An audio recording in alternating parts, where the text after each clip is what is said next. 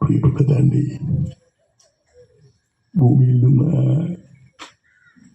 ഇഹലോകവാസം വെടിഞ്ഞ് നമ്മളെ സ്വർഗലോകത്തെത്തിയപ്പോ നമുക്ക് ചുറ്റുമണികൾ ആരുമില്ല.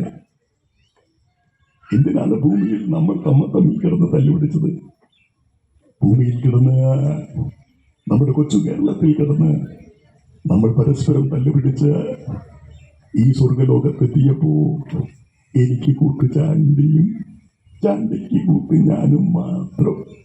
ഈ ഒരു ഒത്തൊരുമ നമ്മുടെ കേരളത്തിലുണ്ടായിരുന്നുവെങ്കിൽ നമ്മുടെ കേരളത്തിലെ ജനങ്ങൾ രാഷ്ട്രീയത്തിന് വേണ്ടിയിട്ട് പരസ്പരം തല്ലുപിടിച്ച് മരിക്കുകയും പരസ്പരം തല്ലുപിടിച്ച് വിഭാഗീയത ഉണ്ടാക്കുകയും ചെയ്യില്ലായിരുന്നു എന്ന സങ്കടത്തിലാണ് ഞാനിപ്പോൾ നിൽക്കുന്നത്.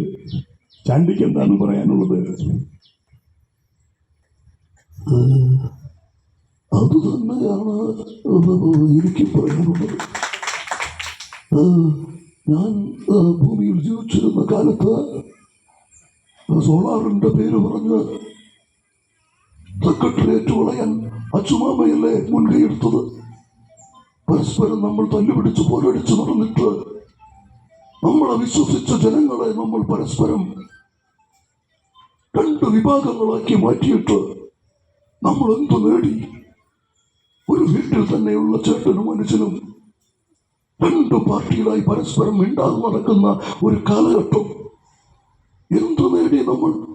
അതുകൊണ്ട് ദൈവത്തിന്റെ സ്വന്തം നാട് എന്ന് പറയുന്നത് സ്വർഗലോകത്തല്ല, ഭൂമിയിൽ തന്നെ ആയിരിക്കണമെന്നാണ് എനിക്ക് പറയാനുള്ളത്. മാണി സാറിന് അതിനെക്കുറിച്ച് എന്താ പറയാനുള്ളത്?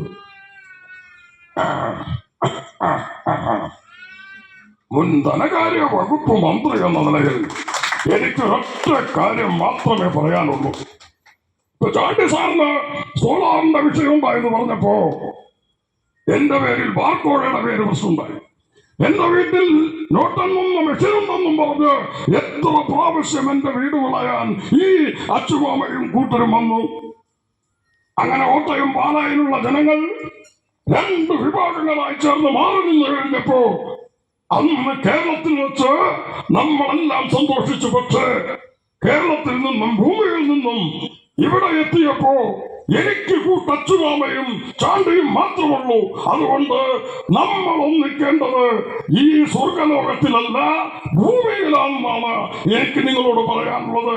അതാണ് വേണ്ടത്. ഭൂമിയിൽ കിടന്ന് നമ്മുടെ മക്കൾ പരസ്പരം ഇനിയുള്ള കാലങ്ങളും തല്ലുപിടിക്കാതെ ഒറ്റ മനസ്സായി ജീവിക്കണമെന്നാണ് എനിക്ക് പറയാനുള്ളത്. എന്താ ലീഡർ സാറിന് പറയാനുള്ളത്?